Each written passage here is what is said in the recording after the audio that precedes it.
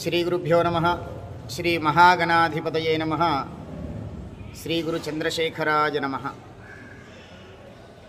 Ravi Shastri astrologer YouTube channel చూస్తున్న వారందరికీ కూడా శుభోదయం.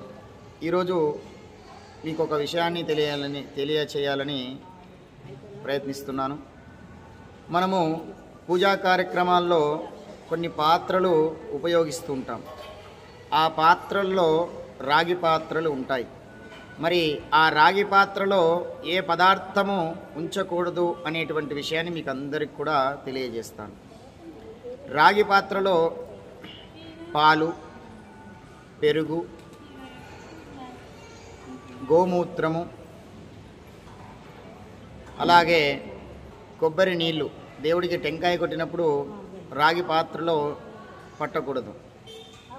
పాలు, పెరుగు, గోమూత్రము, కొబ్బరి నీళ్ళు, ఈ పదార్థాలు ఎప్పుడైతే రాగి పాత్రలో ఉంచి పూజలో వినియోగిస్తారో ఆ పదార్థమంతా కూడా చాలా సురాపానంలాగా అయిపోతుంది అనేటువంటిది మనకు ధర్మశాస్త్రాలు చెబుతున్నాయి.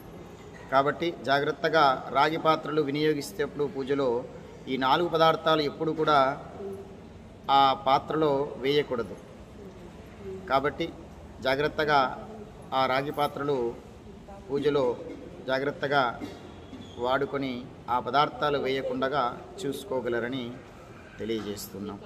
ఇంకా మరిన్ని విషయాలు మీకందరూ కూడా ముందొచ్చేటువంటి వీడియోలో తెలియజేస్తాను.